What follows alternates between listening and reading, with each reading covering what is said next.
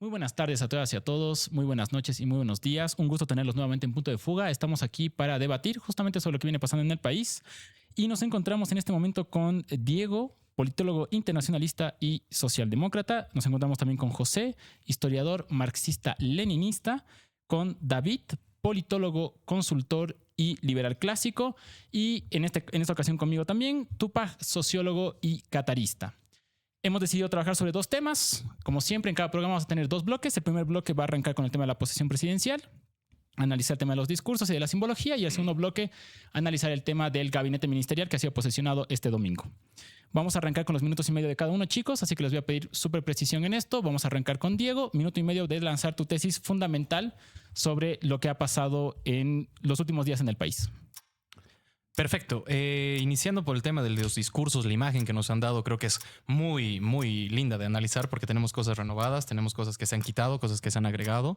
Por ejemplo, la participación internacional, o sea, la gente que ha venido como representación, es súper importante verlo. Por ejemplo, la cantidad de presidentes que han llegado, la participación de Chile sobre todo. Boric no ha participado por nada, tiene su sentido por ahí, que lo vamos a estar analizando. También vamos a hablar un poquito sobre la diferencia que hubo sobre el tipo de discurso que manejó Rodrigo y el tipo de discurso que manejó, por ejemplo, Lara. Que por un lado tenemos un discurso muy emotivo por parte de Lara, hemos tenido lágrimas, hemos tenido show, está espectacular, y también me gustaría también como que mencionarlo muy a grandes rasgos, todo lo que es la imagen que nos están dando para este primer periodo, la imagen que nos están prometiendo para este primer periodo, y posteriormente al tema de los discursos, lo que a mí me encantaría tocar en manejo del gabinete es quiénes son, por qué son y sobre todo qué nos van a representar. Además de esto, volviendo un poquito al tema de los discursos, capaz podemos hablar un poquito sobre la historia que nos ha contado Lara, ¿verdad? La historia del uniforme. Creo que todos nos hemos quedado encantados con ese manejo del habla y de la oratoria. Y sobre todo, la retribución de la responsabilidad que se está dejando por lado de Rodrigo Paz al amenazar, por ejemplo, a entidades como la ANH y IPFB sobre el tema de las cisternas. Ahí ya estamos empezando a ver justamente una confrontación directa. Y más adelante, lo que último nos ha sucedido, el reconocimiento de nuevamente las relaciones con Israel y las acusaciones de Lara de que se lo quiere sacar a su ministro, ¿verdad? El único que puso. Entonces, eso por mi lado. Ahí estamos. Excelente. Vamos contigo, José. Yo creo, primeramente, en el caso de los discursos, una simbología violenta, una simbología de confrontación. Lo que estamos viendo es una simbología de un discurso de retorno, de un discurso de no solo cambio de ciclo, sino hemos vencido y te vamos a hacer recuerdo que nosotros somos los que hemos vencido. Ha vencido un discurso neorepublicano, un republicanismo, no en el sentido liberal de la palabra, sino más bien un sentido de restauración conservadora del concepto de la república. Un discurso mononacionalista que no lo veíamos en el Palacio desde hace 20 años. 19 años, podemos tener la excepción aquí con el gobierno de Áñez. Un Lara que termina siendo incómodo, un Lara que termina siendo ese rostro popular que es innegable en la victoria de Rodrigo Paz. Un Rodrigo Paz que ha ganado con esas mayorías del bloque nacional popular que le hacen recuerdo por qué Rodrigo es presidente. Y a eso le sumaría lo que ha sido a nivel internacional una reducción significativa de la importancia a nivel internacional de lo que es Bolivia. Pareciera ser que Bolivia está dejando de ser un foco de análisis llamativo para el continente latinoamericano, para las inversiones extranjeras, y se ha vuelto nuevamente lo que era Bolivia antes del 2005. Excelente. Ahora nos vamos contigo, David. 1 minuto y medio. ¿Cómo lo ves? Primero que diría es de que quiero introducir este concepto de la copresidencia. Creo que se está dando en el país una copresidencia porque Lara cree que es presidenciable. Realmente él cree que es presidenciable. No solo se ha notado en su discurso, también en la presentación que ha tenido. Sin duda creo que ante las cámaras y ante los medios del mundo creo que se ha robado un poco el show porque su discurso ha sido bastante emocional, bastante pasional. Entonces creo que ahí ya se empieza a notar los tintes que va a tener el gobierno en un futuro y los tintes son esencialmente una lucha por la pugna interna del Ejecutivo. Porque al final, eso es lo que estoy visualizando ya a partir de la conformación del gabinete, Lara va a ir tratando de pelear ministerio por ministerio. Este es el comienzo, está arrancando con uno. Y él ha sido claro, de hecho, uno de los últimos TikToks, ¿no? Donde dijo, yo he dejado que coloque su gente, pero los que crucen la línea del mal. Entonces, o sea, él está a la espera de que vayan a cometer equivocaciones. Y cuando cometan las equivocaciones, va a tener a los sectores populares que van a decir, oye, che, pero ¿Por qué no metemos a nuestra gente si esta gente está fallando? Y van a aprovechar para disputar los ministerios. Ahora sí. Entonces, en esa parte simbólica creo que hay un clivaje muy serio.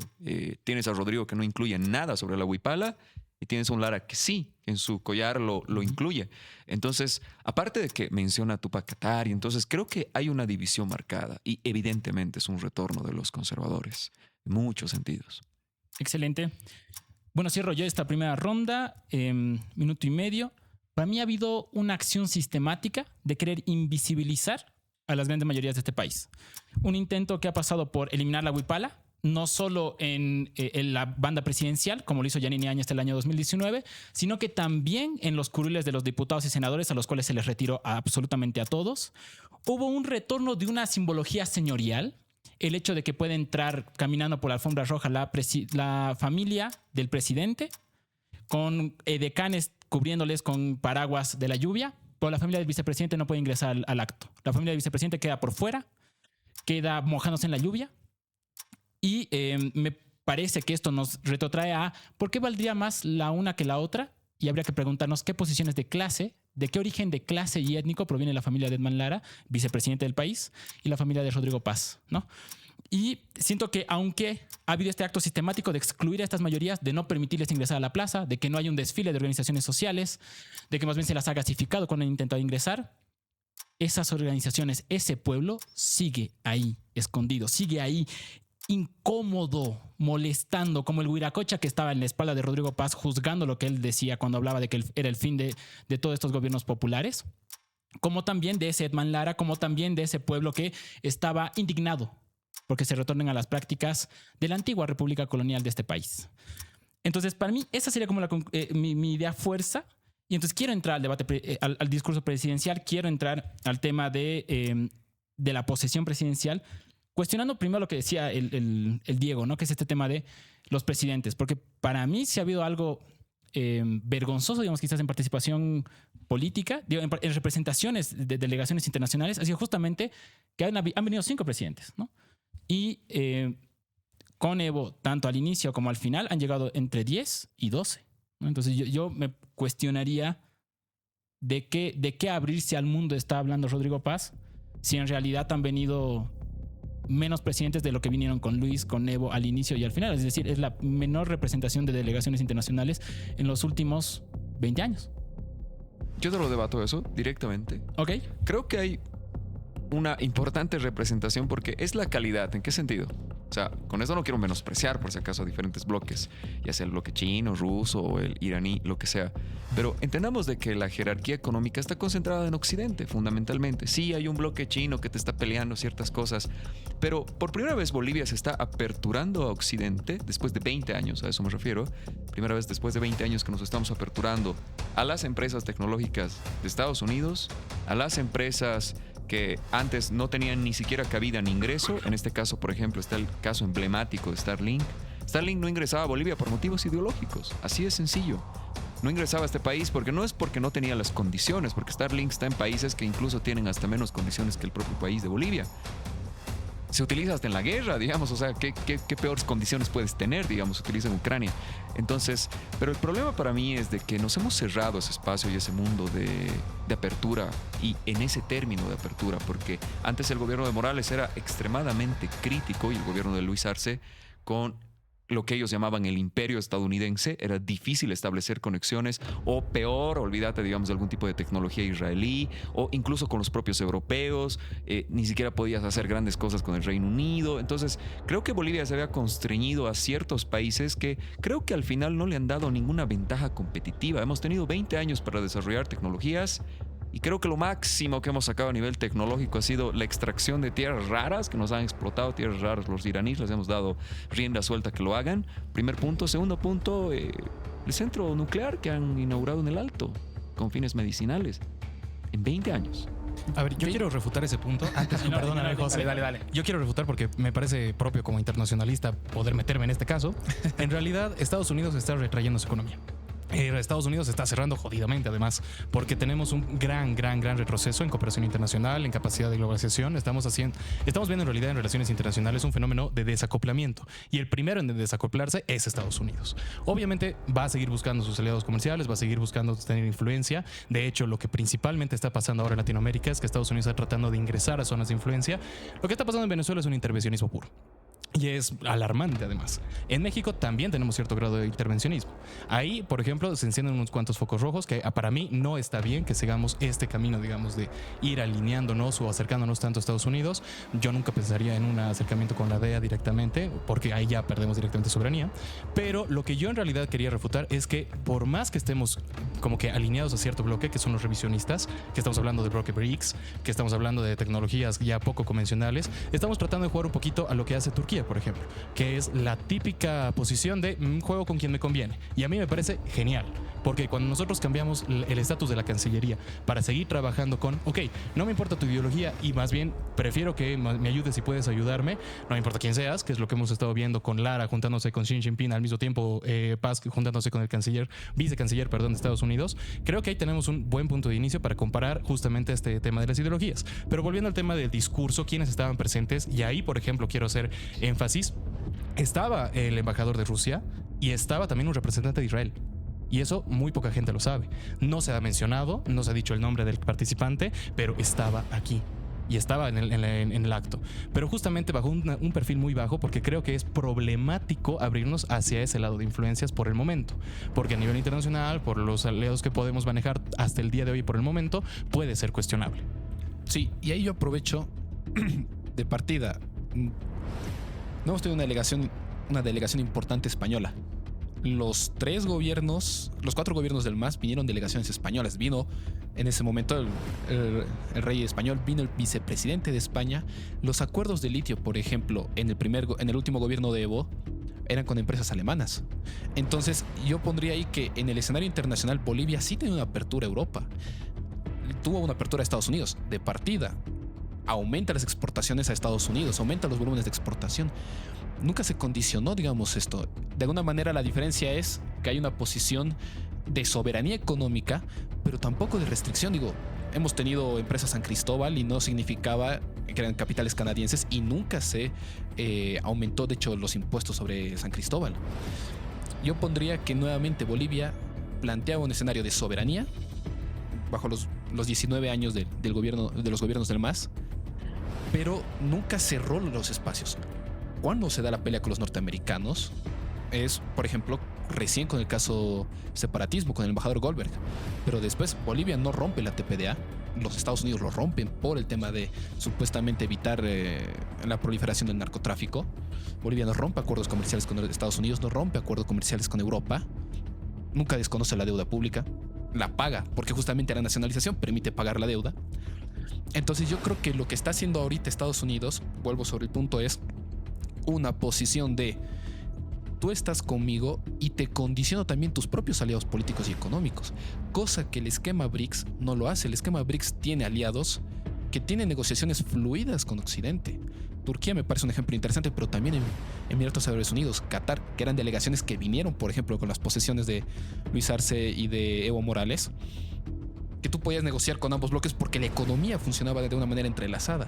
Los que están rompiendo esto y están volviendo la economía en posiciones políticas enfrentadas son justamente los norteamericanos, ni siquiera Europa, Estados Unidos directamente. Ahora, mira, yo te quiero robar ahí un minutito para avanzar con el discurso de Rodrigo Paz y justamente entrar más bien a la situación nacional, ¿no? Porque veíamos este tema de cómo el discurso posicionaba a Bolivia en relación al mundo y cómo el mundo se relacionaba con Bolivia.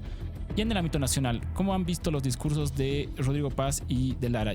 Mi aporte, creo que hay un ataque ideológico a decir el masismo ideologizó la política y por eso nos hemos polarizado, pero en cuanto yo asumo el gobierno excluyo a la huipala, excluyo a la gente, que nadie entre a la plaza, que solo mi familia entre por la alfombra roja, como si el retorno señorial no fuera pues una posición ideológica de quiénes deben gobernar y quiénes deben ser gobernados, una posición de clase sobre quiénes son los sectores llamados a administrar el Estado y quiénes son los que deben trabajar, y una posición étnica de qué colores de piel deben ser los que obedezcan y qué colores de piel deben ser los que dirijan, ¿no? Entonces para mí hay una contradicción en lo que propone Rodrigo Paz, porque habla de la el fin de la ideología en la política como forma de resolver conflicto, y todo lo que hace es profundamente ideológico y polarizante en términos políticos y sociales. ¿Qué identifican ustedes en los discursos de Rodrigo Paz y de Edman Lara? A mí me ha encantado hacer el trabajo de análisis discursivo para estos dos discursos porque encuentro dos cosas clave. Una comparativa del objetivo del discurso que yo encuentro en Rodrigo Paz, por ejemplo, es un tema de castigo y de unidad. Hay dos objetivos en la discusión ahí. Algo que parece súper problemático es que justamente Rodrigo Paz utiliza el término de traidores, traición, y que la traición se tiene que pagar. Y ya estamos hablando justamente de los exmandatarios, ¿verdad? Entonces aquí ya estamos hablando de la enemistad declarada y perfectamente equilibrada, ¿verdad? Porque en realidad el peso de la palabra tiene mucho sentido acá. La traición va más allá de un sentido de tienes que hacer cuentas con la ley, sino que tú has abandonado y has dejado a lo que yo estoy tratando de construir ahora, que es la patria. ¿Cuántas veces habrá repetido la palabra patria justamente en su discurso, verdad? Entonces ahí tenemos una problematización. Lo segundo, nunca más sometidos a ideologías fracasadas. Esta frase me parece súper fuerte porque después cuando conformamos el gabinete podemos ver justamente que estamos acercándonos a una tecnocracia, ¿verdad? Entonces estamos hablando de gente que está destinada justamente a ser los más capacitados, los más estudiados, los que han tenido más experiencia. Entonces ahí se cumple hasta cierta parte el tema del discurso, pero habría que ver en la práctica, ¿verdad? Y un segundo punto, estamos hablando justamente de los simbolismos que tú mencionabas. El tema de la huipala me parece súper importante porque nos dice respetamos los símbolos, estos se respetan, pero pasan por la tricolor. Entonces está tratando de volver a englobar el tema de los símbolos diciendo sí, son símbolos nacionales y los respetamos, pero primero está la tricolor. Eso lo dice textualmente en el discurso. Entonces tenemos ahí un punto importante para empezar a analizar cuál es el tipo de discurso que está manejando Paz. Por el cambio, Lara lo que habla es justamente un discurso dirigido a, primero, la lucha contra la corrupción, clarísimo, es un discurso altamente emotivo. Habla de storytelling, habla de recursos retóricos súper importantes, hace metáforas y analogías, que eso es justamente una forma de discursar muy bien elaborada. Yo aplaudo mucho el discurso de Lara porque, o sea, yo soy profesor de oratoria y de discurso y estas son las clases de cosas que yo le enseño a la gente para que pueda hacer discurso y lo utiliza a la perfección. Entonces me parece que está mucho mejor elaborado el discurso de Lara para poder ser simpatizante con la gente antes que el de Rodrigo. Por eso es mucho más memorable en realidad y por eso yo he sentido que se ha aplaudido mucho más este discurso. Y ahí yo aprovecharía nuevamente a lo que decíamos de la restauración conservadora. La aparición de figuras públicas que ahí vemos la doble moral del discurso político de la histórica oposición al Estado plurinacional, discursos antinarcotráfico, y una de las figuras entrevistadas por excelencia es Oscar Eid, que fue sentenciado por narcotráfico en un gobierno que perdieron visas a los Estados Unidos por casos narcovínculos. Donde hasta el presidente bailó y todos sabían que había bailado en el esquema. Pero aparecen estas figuras. ¿Con Jaime Paz? ¿Qué? Con Jaime Paz. Con Jaime Paz Zamora, en el año 93. El único presidente que se le quitó visas. A Evo Morales no le quitaron visa para ir a Estados Unidos. Y a Jaime Paz Zamora le quitaron. Por eso después del 97 tienen que hacer todo el plan Coca para limpiar su rostro frente a los norteamericanos. Pero yo lo que rescataría es un retorno de un discurso nacionalista, entre comillas, porque no es el nacionalismo del 52 que tiene un elemento popular que combina, digamos, esa famosa alianza de clases de obreros, campesinos y clase media. No, es un discurso de nación típica de la Constitución del 94, de la herencia del MIR, de la herencia del MNR gonista, del ADN. Sí, hay unas condiciones culturales, Bolivia es diversa, pero si hablamos de naciones solo hay una bandera, un país, familia y compañía. Que se asemeja mucho a la frase, por lo menos de Falange Socialista, que Dios, patria y familia. Dios, patria y familia, que era consigna. Que ya la cambiaron en realidad para las Fuerzas Armadas, no sé si vieron La eso. cambiaron, sí. Y yo cerraría un poco con la idea de que esta imagen restauradora, conservadora, demuestra que toda la propaganda política que se utilizó para enfrentarse al movimiento socialismo de supuesta meritocracia, con figuras no destacadas en su mayoría, en el ministerio. No te adelantes. Ya. Pero sí unas figuras vinculadas con el narcotráfico, surgimiento del MIR, todo era válido. ¿Por qué? Porque no eran los masistas. Al final termina siendo esto simbólicamente y discursivamente. La imagen de Rodrigo es: hemos retornado no a una nación unificada, sino hemos retornado al 94, hemos retornado a las banderas del neoliberalismo, de la democracia pactada, y vamos a ejercer como tal el gobierno. Yo diría algo súper concreto ahí: ser reaccionario sin ningún tipo de contenido. Yo eso puedo definir lo que pasa con Rodrigo. ¿Por qué? Porque se mencionaba el aspecto tecnocrático. El aspecto tecnocrático se lo han pasado por el arco del triunfo y es la verdad. ¿Por qué lo digo? Porque lo han coteado políticamente. Lo han coteado con Unidad, con Libre, que Libre por si acaso está haciendo grandes gestiones políticas para tener espacios en el Ejecutivo. Porque, a ver, es sencilla la lógica, ¿no? O sea, tú prefieres pactar con la bancada que tiene más asambleístas o con quien tiene menos. ¿Quién te garantiza más gobernabilidad y quién te garantiza el 51? Libre.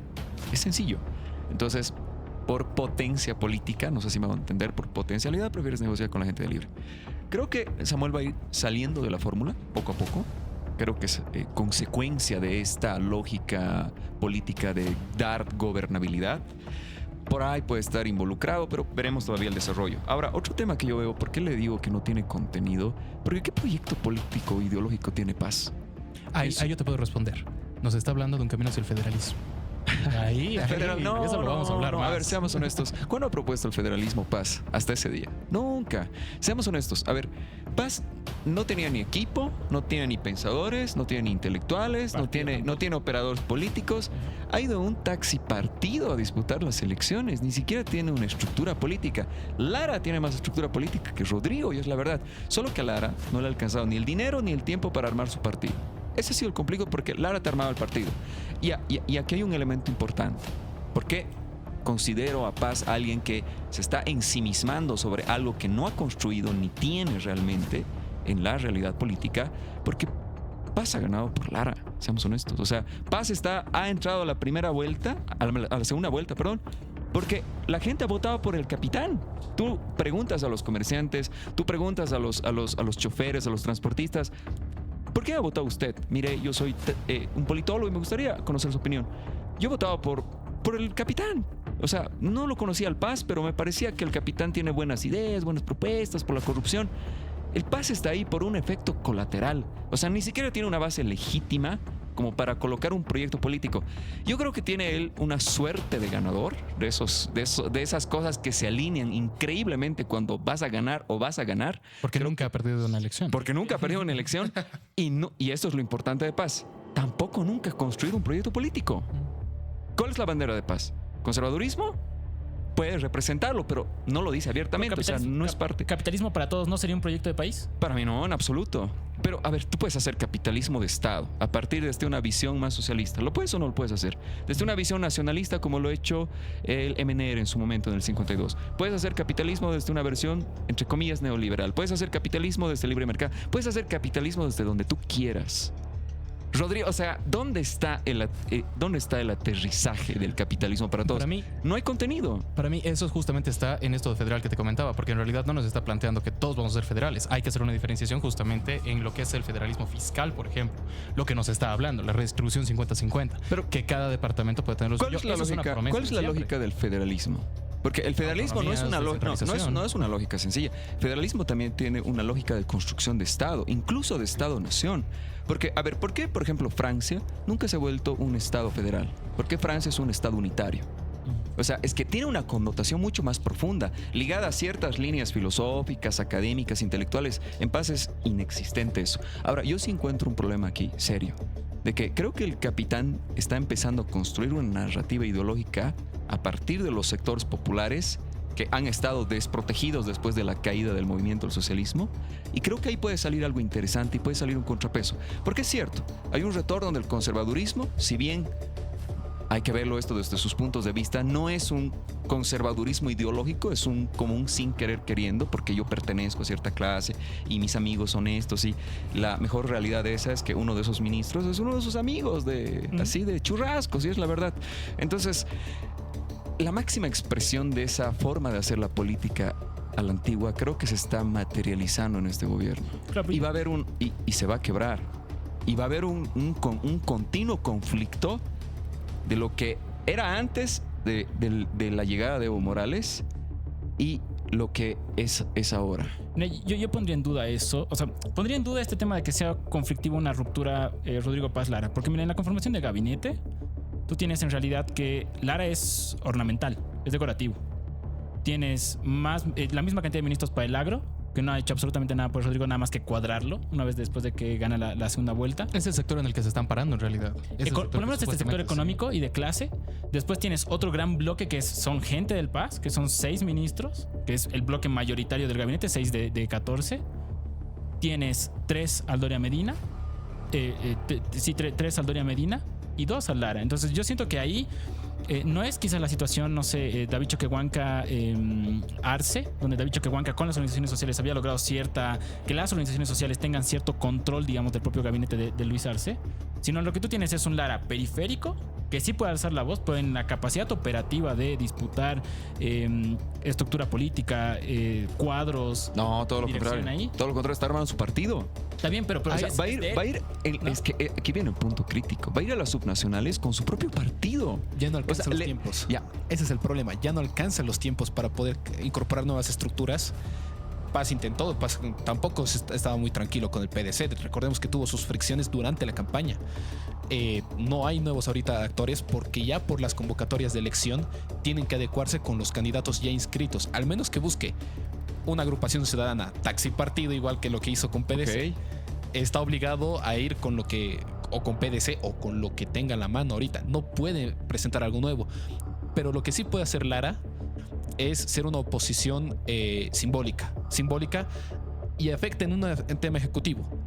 No se puede plantear ninguna modificación de propuesta de la Constitución sin que Lara presida la Asamblea, porque tiene que presidir no ambas solo cámaras. simbólica. Hay un punto muy importante. Sí. Si Lara gana municipios y te gana una gobernación o 2, Se complica. te va a ser muy difícil la gobernabilidad en este país. Porque, a ver, la gobernabilidad no es nomás tener la asamblea, el ejecutivo y por ahí el judicial si tienes los nexos.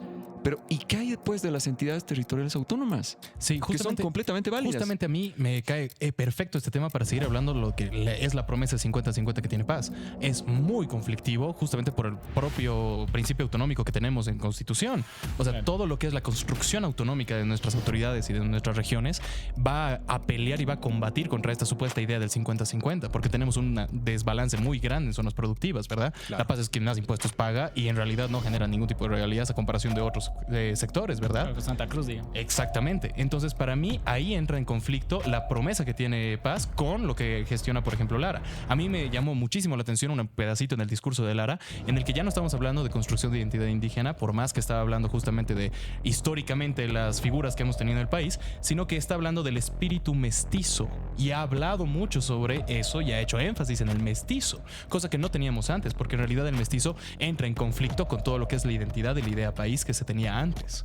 Y para mí eso es un punto de partida súper importante desde el discurso de Lara. Claro, porque además es un retorno a un discurso racial, es suponer Sí. de que aquí hay los puramente indígenas, los puramente blancos y luego están los chachus, digamos, ¿no? Están luego ahí justamente la categoría mestizo como si fuera una identidad política, una identidad étnica, una identidad cultural. A ver, cuando nosotros hablamos de razas, estamos volviendo aquí a la década de los 70, a la década de los 60, digamos, ¿no? Cuando decíamos en Estados Unidos, por ejemplo, de que la gente afroamericana era inferior por un tema racial, ¿no? Cuando nosotros hablamos de plurinacionalidad, estamos hablando de identidades nación políticas. O sea, los aymaras, más allá del color que tengan, son una identidad política territorial porque se organizan colectivamente, porque se organizan socialmente. Lo mismo con los quechuas, lo mismo con los guaraníes. Es un tema idiomático, es un tema de cultura, de tradición y de memoria de lucha política, ¿no?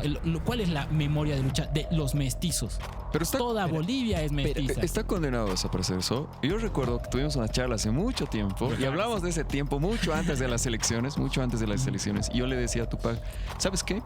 O sea, la plurinacionalidad lo que ha hecho es extender el Estado y la esfera pública a muchos actores políticos y los ha conectado más.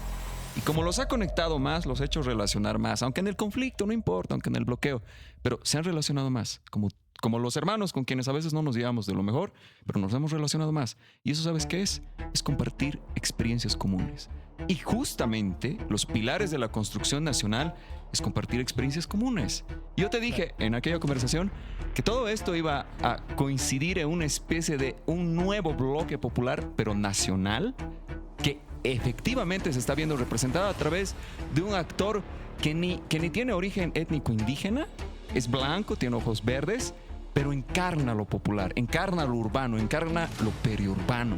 No estamos hablando de Linera, ¿no?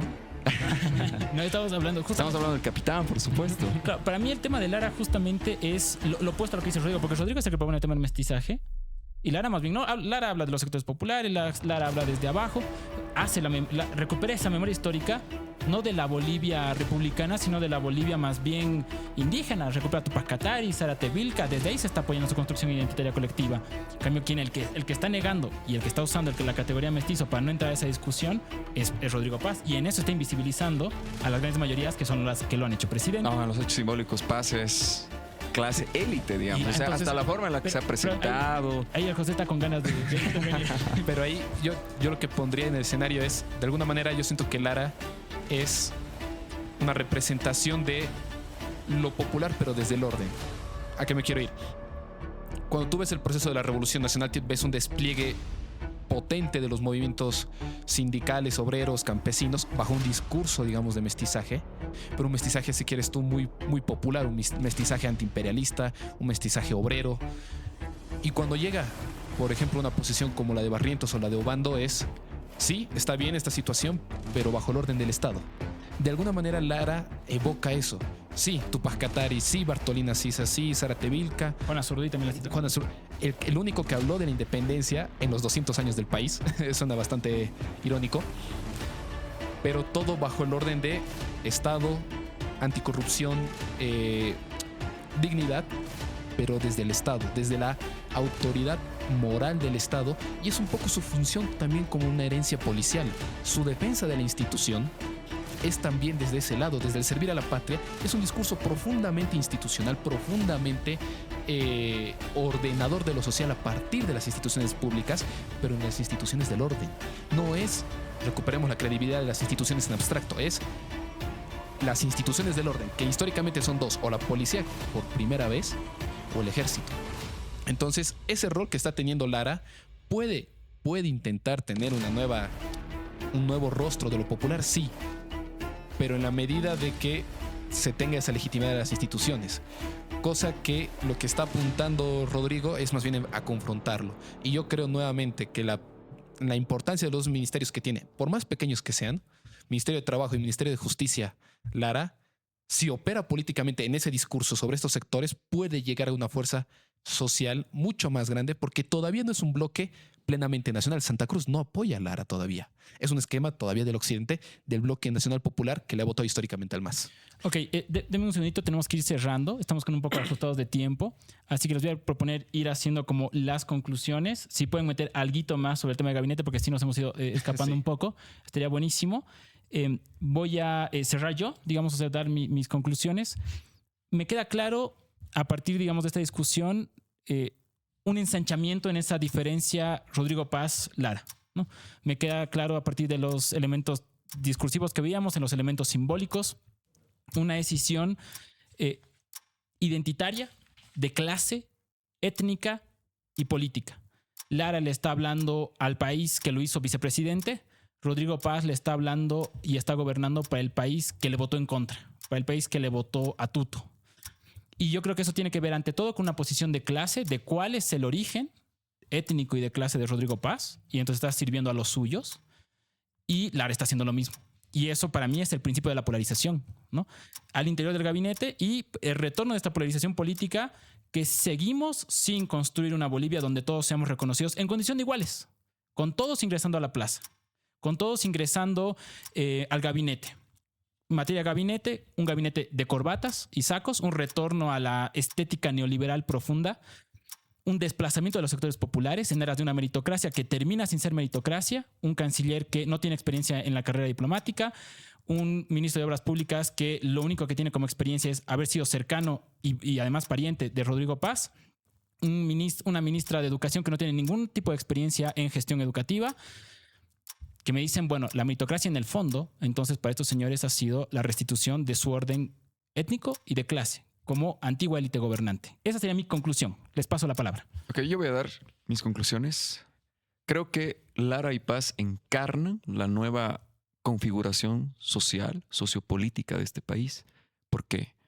Porque Lara encarna un nuevo bloque popular urbano que tiene otro tipo de problemas, otro tipo de consecuencias, otro tipo de formas de hacer la política, otro tipo de formas de hacer la economía. No es lo mismo hacer economía en el campo que hacer economía en la ciudad, porque esa gente de las zonas periurbanas están buscando un empleo. En el campo la condición es mucho más diferente, está anexado a condiciones más productivas.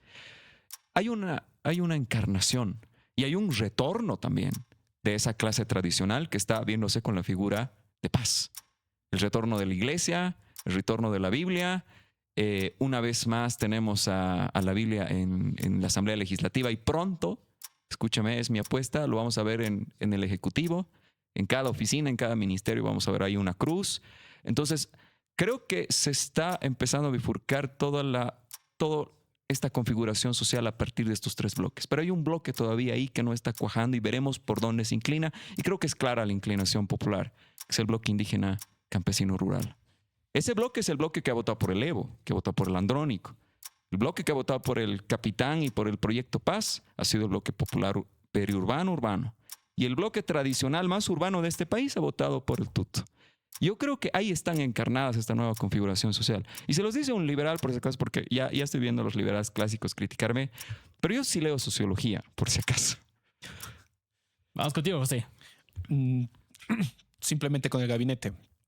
Yo creo que el gabinete nos está demostrando una posición de clase. Sí, étnicamente hemos explicado todo eso, pero una posición de clase poco hablado. Los empresarios están asumiendo las riendas de la administración pública, de la administración económica del país, y están diciendo, este es nuestro momento de determinar qué es lo que va a hacer el país. Qué es lo que el país tiene que hacer de acuerdo a los intereses que nosotros vemos convenientes. Es decir, están haciendo manifiesta su posición de clase dirigente y de clase dominante. Y eso lo que va a afectar también es una contradicción con los trabajadores, porque estamos hablando de planteamientos de reforma laboral, reforma a la Ley General del Trabajo, planteamientos de reforma a la Constitución, prohibición de los bloqueos, que no solo es pues, para el movimiento campesino, también es un enfrentamiento ante la herramienta de huelga, históricamente los sindicatos obreros. Yo creo que ese va a ser un factor que va a polarizar el país desde también la noción del trabajo, porque en este escenario de crisis, claro, si hay una de las partes tiene que pagar la deuda y terminan siendo los de abajo, la deuda, la crisis y demás, el Estado ya no va a operar como un espacio entre comillas neutral, que es lo que siempre apunta a cualquier deber ser del Estado, ser un Estado neutral, sino un Estado con una posición, con un rostro de clase, con un rostro empresarial, que le está declarando ahora la guerra a los trabajadores, le está declarando un enfrentamiento a los trabajadores y busca ante todo recuperar los mega excedentes que han tenido durante los años 90 y 2000. Ya, perfecto. Forma de hacer yo mi conclusión. Creo que es súper importante hablar con lo que finalizaba David. Estamos viendo justamente que Lara le está hablando a su electorado. El discurso está total y completamente guiado a su electorado. Mientras que Paz, en realidad, para mí, está hablándole a un nuevo sector al que le está haciendo coqueteos y que antes era la misma persona, el mismo elector que decía, no, es que Paz es socialista, Paz es izquierdista y no puedo ya votar por él. Hasta que después empezó y iba a decir, ah, perfecto, sí, él sí me representa. No Lara, Lara está loco. Entonces a mí sí me representa Paz. Eso va a generar conflictos más a futuro porque efectivamente los discursos son completamente distintos. Rodrigo hizo un discurso completamente político, Lara hizo un discurso completamente emocional. Luego en el tema de los ministerios, yo sí apuesto que el gabinete está tratando de demostrar ser tecnócrata, 100% tecnócrata, pero obviamente con cuotas de poder, que no me parece exclusivo, puede ser cuotado perfectamente, pero también buscas tener esta idea de tecnócrata empresarial sobre todo, que me parece un error bastante jodido porque después tenemos a un Rodrigo que en su discurso dijo, vamos a disminuir ministerios, el primero que se disminuye es el de medio ambiente por parte de los empresariales. ¿Coincidencia? No lo creo. Entonces ahí tenemos un pequeño problema a la hora de ver cuáles son las similitudes que prometen el discurso con las acciones directas que estamos empezando a ver ahora mismo. Además de esto, para ir cerrando un poquito con la confrontación que hemos hecho, me voy a robar tu idea, José, con el tema de el uniformado dentro del gobierno, ¿verdad? La última vez que tuvimos un vicepresidente que ha sido más o menos conflictivo, uniformados y barrientos, entonces a mí me gustaría dejar la pregunta, ¿qué tan cerca estamos de este símil, verdad? De la posibilidad de que Lara se enoje, se empute y listo, le voy a dar un golpe. ¿Estamos muy lejos? Muy bien, ha sido un gusto agradecer a OStream por el espacio, a pedirles todos sus likes, sus comentarios, sus dudas, sus críticas y compartir este video para que sigamos fortaleciendo estos espacios de jóvenes. Nos estamos viendo en una próxima ocasión.